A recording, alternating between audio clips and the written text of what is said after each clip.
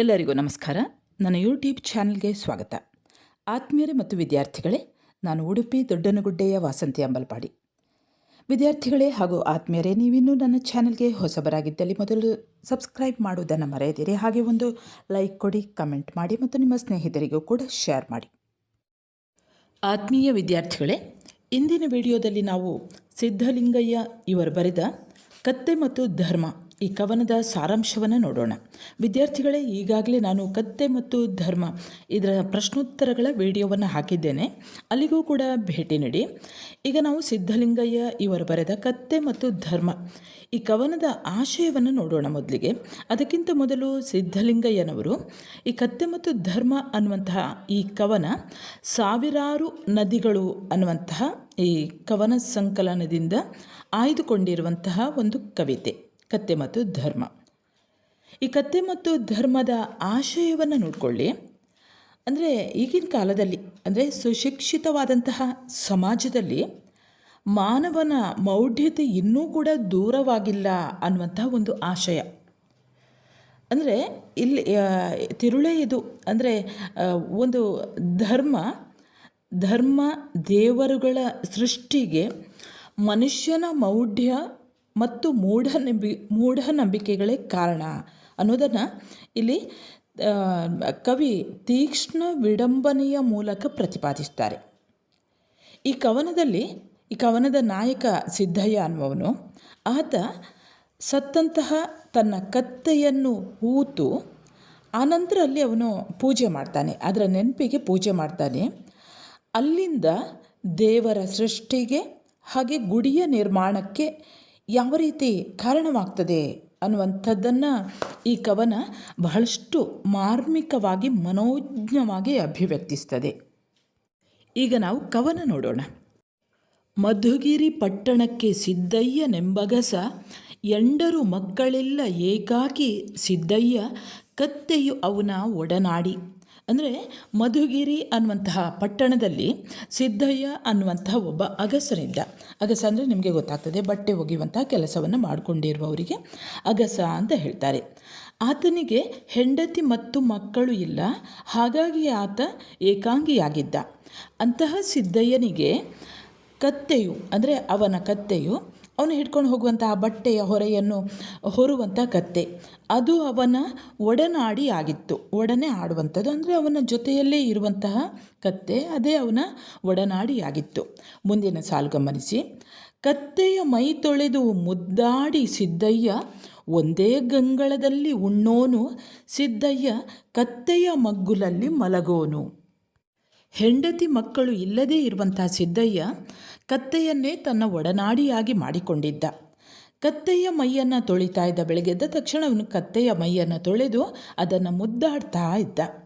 ಒಂದೇ ಗಂಗಳದಲ್ಲಿ, ಗಂಗಳ ಅಂದರೆ ಬಟ್ಟಲು, ಒಂದೇ ಗಂಗಳದಲ್ಲಿ ಉಣ್ಣೋನು, ಒಂದೇ ಗಂಗಳದಲ್ಲಿ ಅನ್ನವನ್ನು ಅಥವಾ ಆಹಾರವನ್ನು ಹಾಕಿಕೊಂಡು ಒಂದು ಕಡೆ ಕತ್ತೆ ತಿನ್ನೋದು, ಇನ್ನೊಂದು ಕಡೆ ಅವನು ತಿನ್ನೋದು. ಹೀಗೆ ಕತ್ತೆಯೊಂದಿಗೆ ಉಣ್ಣುತ್ತಿದ್ದ, ಕತ್ತೆಯ ಮಗ್ಗುಲಲ್ಲಿ ಮಲಗೋನು, ಕತ್ತೆಯ ಮಗ್ಗುಲಲ್ಲಿ ಮಲಗುತ್ತಿದ್ದ. ಮುಂದಿನ ಭಾಗ ಗಮನಿಸಿ. ಬಟ್ಟೆಯ ಹೇರಿಕೊಂಡು ಹೊಂಟಾರೆ ಬೀದಿಲಿ, ದೇವೇಂದ್ರನ ಕುದುರೆ ಸಮನಲ್ಲ, ರಾಜನ ಪಟ್ಟದ ಆನೆಯೋ ಚಟ್ಟಂತು. ಅಂದರೆ ಈ ಸಿದ್ಧಯ್ಯ ತನ್ನ ಕತ್ತೆಯ ಮೇಲೆ ಊರಿನ ಬಟ್ಟೆಯನ್ನು ಹೇರಿಕೊಂಡು ದಾರಿಯಲ್ಲಿ ಹೋಗ್ತಾ ಇದ್ದರೆ, ಅಂದರೆ ಅವನ ಪಕ್ಕದಲ್ಲಿ ಈ ಕತ್ತೆ ಪಕ್ಕದಲ್ಲಿ ನಡ್ಕೊಂಡು ಸಿದ್ಧಯ್ಯ ಹೋಗ್ತಾ ಇದ್ದರೆ, ಆತನ ಕತ್ತೆಗೆ ದೇವೇಂದ್ರನ ಕುದುರೆಯೂ ಕೂಡ ಸಮಾನವಾಗ್ತಾ ಇರಲಿಲ್ಲ. ರಾಜನ ಪಟ್ಟದ ಆನೆಯಂತೂ ಸಿದ್ಧಯ್ಯನ ಕತ್ತೆಯ ಮುಂದೆ ಚಟ್ಟೆಂದಿತು. ಅಂದರೆ ಸಮನೇ ಅಲ್ಲ, ಅಷ್ಟು ಚಂದದ ಕತ್ತೆ. ಆ ಕತ್ತೆಯ ಎದುರಿಗೆ ದೇವೇಂದ್ರನ ಕುದುರೆ ಮತ್ತು ರಾಜನ ಪಟ್ಟದ ಕುದುರೆ ಯಾವುದೂ ಸಮನಾಗಿರಲಿಲ್ಲ. ಅಷ್ಟು ಚಂದದ ಕುದುರೆ, ಅಷ್ಟು ಚಂದದ ಕತ್ತೆ ಈ ಬಟ್ಟೆಯನ್ನು ಹೇರಿಕೊಂಡು ಸಿದ್ಧಯ್ಯನೊಂದಿಗೆ ಊರಿನಲ್ಲಿ ಹೋಗ್ತಾ ಇತ್ತು. ಊರಿನವರ ಬಟ್ಟೆಯನ್ನು ಹೇರಿಕೊಂಡು ದಾರಿಯಲ್ಲಿ ಹೋಗ್ತಾ ಇದ್ದರೆ ಆತನ ಕತ್ತೆಗೆ ದೇವೇಂದ್ರನ ಕುದುರೆಯೂ ಸಮಾನವಾಗ್ತಾ ಇರಲಿಲ್ಲ.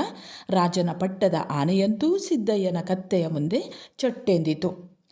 ಹಾಗೆ ಸಿದ್ಧಯ್ಯನ ಸಾಕು ಮಗಳು ಕತ್ತೆ ಅನ್ನೋ ಸುದ್ದಿ ಊರ ಬಾಯಿಗೆ ಎಲೆ ಅಡಿಕೆ, ಸಿದ್ಧಯ್ಯ ಕತ್ತೆ ಬಿಟ್ಟಿರಲಾರ ಅರೆಗಳಿಗೆ.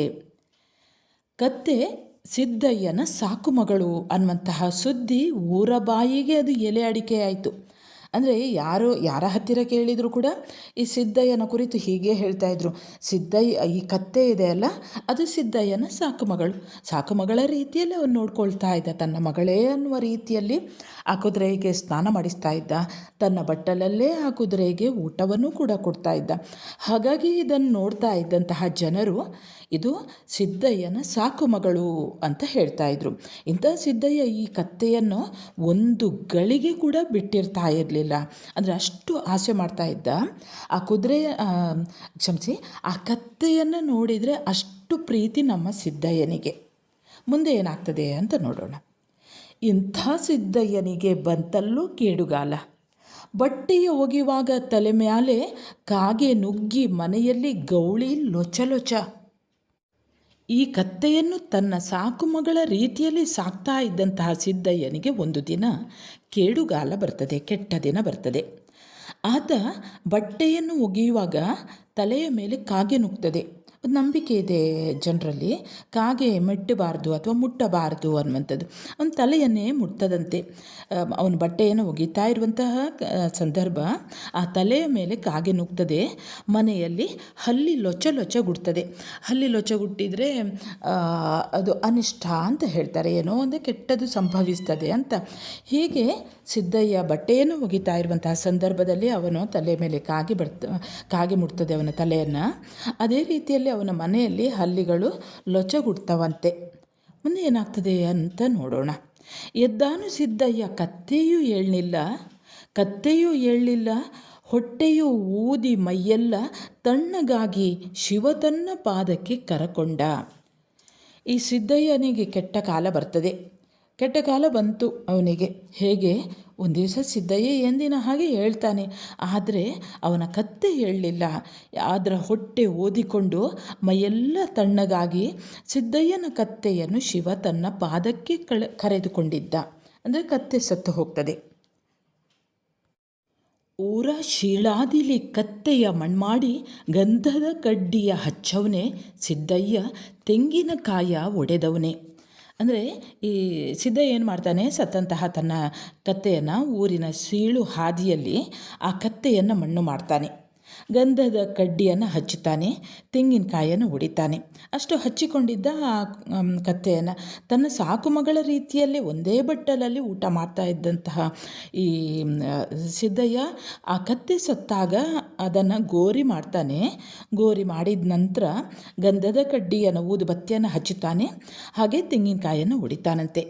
ಮುಂದೆ ಸಿದ್ದಯ್ಯನ ಗೋಳನು ಕೇಳೋರು ಯಾರಯ್ಯ, ಮನವೆಲ್ಲ ಒಣಗಿ ಮರುಳಾಗಿ ಸಿದ್ದಯ್ಯ ಹೊರಟನು ದುಃಖದಿ ದೇಶಾಂತರ. ಹೀಗೆ ತನ್ನ ಕತ್ತೆಯು ಸತ್ತ ನಂತರ ಈ ಸಿದ್ದಯ್ಯನ ಗೋಳನ್ನು ಯಾರೂ ಕೇಳುವವರಿಲ್ಲ. ಮನವೆಲ್ಲ ಒಣಗಿ ಹೋಯಿತು, ಇವನು ತುಂಬ ಮರಗ್ತಾನೆ. ಇಂತಹ ಸಿದ್ದಯ್ಯ ದುಃಖದಲ್ಲಿ ದೇಶಾಂತರ ಹೊರಟ. ಹೆಂಡಿರು ಮಕ್ಕಳು ಯಾರೂ ಇರಲಿಲ್ಲ ಅವನಿಗೆ, ಅವನು ಒಬ್ಬನೇ ಇದ್ದದ್ದು. ತನ್ನ ಒಡನಾಡಿಯಾಗಿದ್ದಂತಹ ಈ ಕತ್ತೆಯೂ ಕೂಡ ಸತ್ತಾಗ ಆತೇನು ಮಾಡ್ತಾನೆ, ತುಂಬ ದುಃಖಿಸ್ತಾನೆ. ದುಃಖಿಸಿದಾಗ ಅವನ ಗೋಳನ್ನು ಅವನಿಗೆ ಸಮಾಧಾನ ಪಡಿಸಲಿಕ್ಕೆ ಯಾರಿಲ್ಲಲ್ವ. ಹಾಗಾಗಿ ಅವನು ಏನು ಮಾಡ್ತಾನೆ, ಮನವೆಲ್ಲ ಅವನಿಗೆ ಒಣಗಿ ಹೋಗ್ತದೆ. ಮನವೆಲ್ಲ ತುಂಬ ದುಃಖಗೊಂಡಿರ್ತಾನೆ. ಅವನು ಮನಸ್ಸಲ್ಲಿ ತುಂಬ ದುಃಖ ಇರ್ತದೆ. ಹಾಗಾಗಿ ಅವನು ತುಂಬ ದುಃಖದಿಂದ ಆ ಊರನ್ನೇ ಬಿಟ್ಟು ಹೋಗ್ತಾನೆ, ದೇಶಾಂತರ ಹೊರಟು ಹೋಗ್ತಾನಂತೆ. ನಂತರ ವ್ಯಾಪಾರ ಕೊಂಟಿದ್ದ ದೂರಾದ ಜಯಶೆಟ್ಟಿ ನೋಡಿದ ಸಿದ್ದಯ್ಯನ ಘನಪೂಜೆ. ಬಂದಿಲ್ಲಿ ಕೈ ಮುಗದು ಒಂಟನು ವ್ಯಾಪಾರಕ್ಕೆ. ವ್ಯಾಪಾರ ಮಾಡಲಿಕ್ಕೆ ಅಂತ ಒಬ್ಬ ಜಯಶೆಟ್ಟಿ, ಆ ಊರಿನ ಜಯಶೆಟ್ಟಿ, ವ್ಯಾಪಾರಕ್ಕೆಂದು ದೂರದ ಊರಿಗೆ ಹೊರಟಿದ್ದ ಜಯಶೆಟ್ಟಿ ಈ ಸಿದ್ದಯ್ಯನ ಈ ಘನ ಪೂಜೆಯನ್ನು, ದೊಡ್ಡ ಪೂಜೆಯನ್ನು ಮಾಡ್ತಾ ಇದ್ದಾನೆ. ಅವನು ಆ ಪೂಜೆಯನ್ನು ನೋಡ್ತಾನೆ ಅವನೇನು ಮಾಡ್ತಾನೆ, ಆತ ಅಲ್ಲಿಗೆ ಬಂದು ಕೈ ಮುಗಿದು ವ್ಯಾಪಾರಕ್ಕೆ ಹೊರಡ್ತಾನೆ.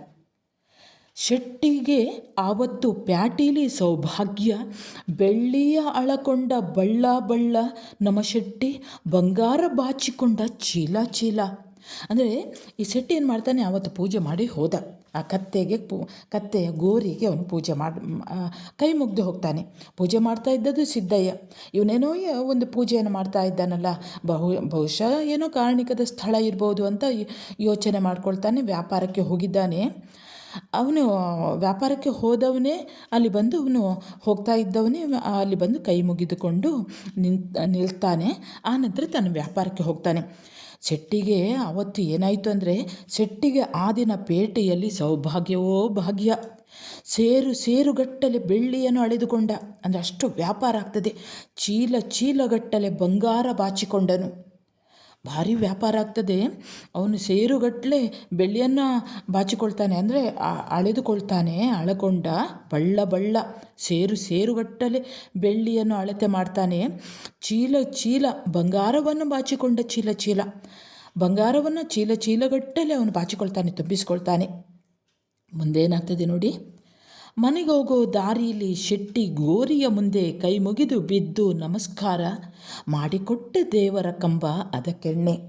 ಹೀಗೆ ವ್ಯಾಪಾರವನ್ನು ಮುಗಿಸಿಕೊಂಡು ಮನೆಗೆ ಹೊರಟಿದ್ದ ಜಯಶೆಟ್ಟಿ ದಾರಿಯಲ್ಲಿ ಇರುವಂತಹ ಗೋರಿಯ ಮುಂದೆ, ಅಂದರೆ ಆ ಕತ್ತೆಯ ಸಮಾಧಿಯ ಮುಂದೆ ನಿಂತು ಕೈ ಮುಗಿದು ಅಡ್ಡ ಬಿದ್ದು ನಮಸ್ಕಾರ ಮಾಡಿದ. ದೇವರ ಕಂಬ ಅದಕ್ಕೆ ಎಣ್ಣೆಯ ವ್ಯವಸ್ಥೆಯನ್ನು ಮಾಡಿಸ್ತಾನೆ.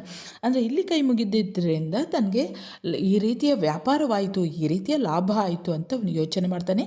ಬರುವಾಗಲೂ ಆ ಒಂದು ಗೋರಿಗೆ ಅವನು ಕೈ ಮುಗಿದು ಬರ್ತಾನೆ. ಕೈ ಮುಗಿದು ಅಲ್ಲಿ ನಮಸ್ಕಾರ ಹಾಕ್ತಾನೆ, ಅಡ್ಡ ಬಿದ್ದು ನಮಸ್ಕಾರ ಹಾಕ್ತಾನೆ.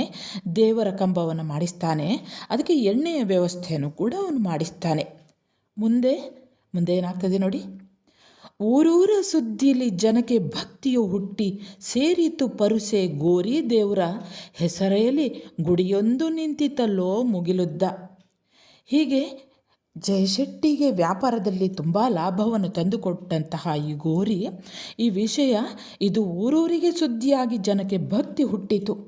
ಗೋರಿ ದೇವರ ಮುಂದೆ ಪರುಸೆ ಅಂದರೆ ಜಾತ್ರೆ ಸೇರಿತು. ಗೋರಿ ದೇವರ ಹೆಸರಿನಲ್ಲಿ ಮುಗಿಲುದ್ದದ ಗುಡಿಯೊಂದು ನಿಂತಿತು. ದೊಡ್ಡದೊಂದು ದೇವಸ್ಥಾನ ಕೂಡ ನಿಲ್ತದಂತೆ.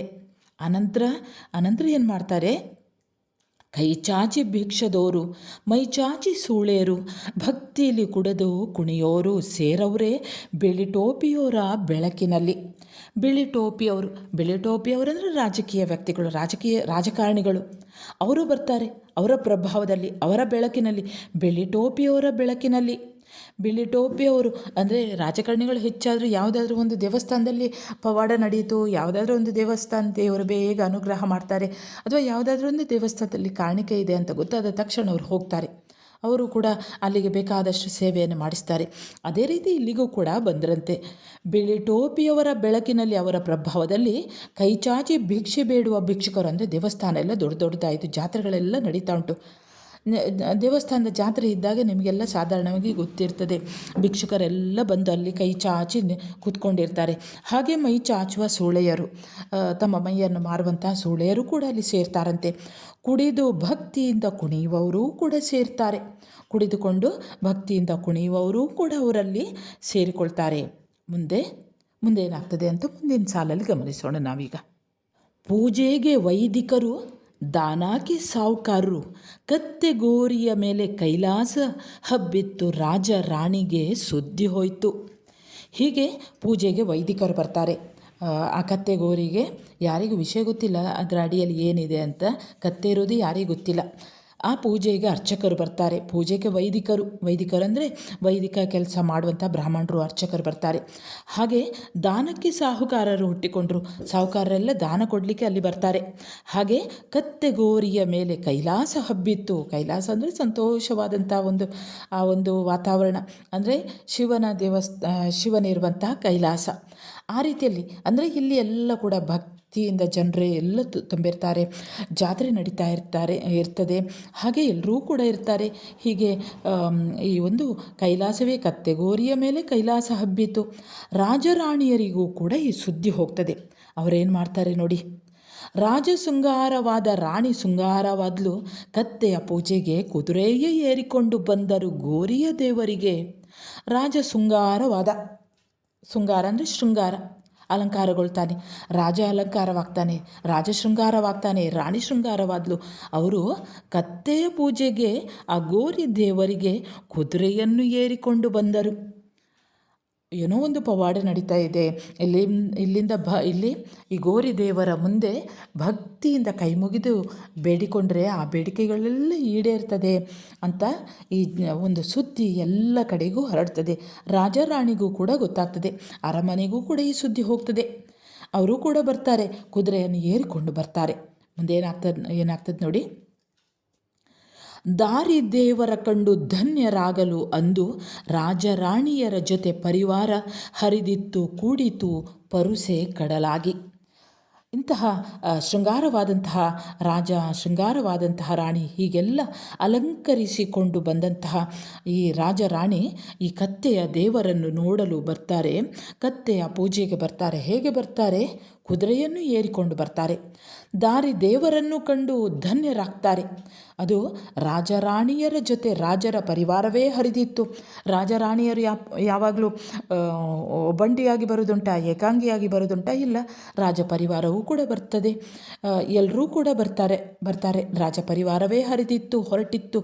ಜಾತ್ರೆ ಕಡಲಾಗಿ ಕೂಡಿತು.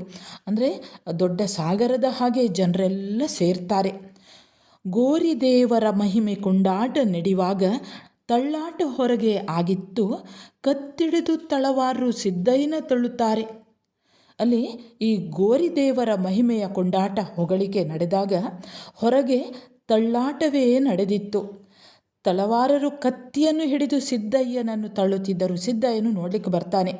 ಈ ತನ್ನ ಗೋರಿ ದೇವರನ್ನು ತನ್ನ ಕತ್ತೆಯನ್ನು ನೋಡಲಿಕ್ಕೆ, ಕತ್ತೆಯ ಗೋರಿಯನ್ನು ನೋಡಲಿಕ್ಕೆ ಅಂತ ಅವನು ಬರ್ತಾನೆ. ಪಾಪ ಅವನೇ ಮಾಡಿದ್ದಲ್ಲಿ. ಆದರೆ ದೇವರನ್ನು ನೋಡಲಿಕ್ಕೆ ಜನರು ಸೇರ್ತಾರೆ, ರಾಜ ರಾಣಿಯರು ಸೇರ್ತಾರೆ, ರಾಜ ಪರಿವಾರವೇ ಬಂದಿತ್ತು. ಗೋರಿ ದೇವರ ಮಹಿಮೆಯ ಕೊಂಡಾಟ ನಡೆದಾಗ ಹೊರಗೆ ತಳ್ಳಾಟವೇ ನಡೆದಿತ್ತು. ಇವನು ನೋಡಲಿಕ್ಕೆ ಬರ್ತಾನೆ. ಆದರೆ ರಾಜರ ಪರಿವಾರ ಬಂದಾಗ ಅಲ್ಲೆಲ್ಲ ಕಾವಲುಗಾರರು ಕಾವಲು ನೋಡ್ತಾರೆ, ಎಲ್ಲರನ್ನು ಬರಲಿಕ್ಕೆ ಬಿಡೋದಿಲ್ಲ. ದೊಡ್ಡ ದೊಡ್ಡ ರಾಜಕಾರಣಿಗಳೆಲ್ಲ ಬರುವಾಗ ರಸ್ತೆ ಬಂದ್ ಮಾಡುವಂಥದ್ದು, ಅಥವಾ ಅವರ ಜೊತೆ ಇರುವಂತಹ ಈ ಕಾವಲುಗಾರರೆಲ್ಲ ಇರ್ತಾರೆ ನೋಡಿ, ಅವರೆಲ್ಲ ಬೇರೆ ಸಾಮಾನ್ಯ ಜನರನ್ನು ಬರಲಿಕ್ಕೆ ಬಿಡೋದಿಲ್ಲ ಅಲ್ವಾ. ಇಲ್ಲಿ ಬಂದಂತಹ ಈ ಸಿದ್ದಯ್ಯನನ್ನು ಅವರು ಈ ತಳವಾರರು ಕಾವಲುಗಾರರು ತಮ್ಮ ಕೈಯಲ್ಲಿ ಹಿಡಿದಂತಹ ಕತ್ತಿಯನ್ನು ಹಿಡ್ಕೊಂಡು ಅವನನ್ನು ದೂಡ್ತಾರಂತೆ, ಅವನನ್ನು ತಳ್ತಾ ಇದ್ರು. ದೇಶಾಂತರ ಹೋಗಿದ್ದ ಸಿದ್ದಯ್ಯ ಕತ್ತೆಯ ಹೂತ ಜಾಗವ ನೋಡೋ ಆಸೆಯಲ್ಲಿ ಬಂದವನೇ ಹುಡುಕುತ್ತಾ ನಿಂತವನೇ ಹೂತ ಜಾಗ. ಈ ದೇಶಾಂತರ ಹೋಗಿದ್ದಂತಹ ಸಿದ್ದಯ್ಯ ಬಂದ. ಸಿದ್ದಯ್ಯನನ್ನು ಈ ತಳವಾರರೆಲ್ಲ ಕತ್ತಿ ಹಿಡಿದು ನೂಗ್ತಾ ಇದ್ದಾರೆ. ಅವನೇನು ಮಾಡಿದ್ದಾನೆ, ದೇಶಾಂತರ ಹೋಗಿದ್ದ ಸಿದ್ದಯ್ಯ ಕತ್ತೇನು ಹೂತ ಜಾಗ ನೋಡ್ಕೊಂಡು ಬರೋಣ ಅಂತ ಆಸೆಯಿಂದ ಬಂದಿದ್ದ. ಆದರೆ ತಾನು ಹೂತ ಜಾಗ ಎಲ್ಲಿಂಟು ಅಂತ ಅವನಿಗೆ ಗೊತ್ತೇ ಇಲ್ಲ.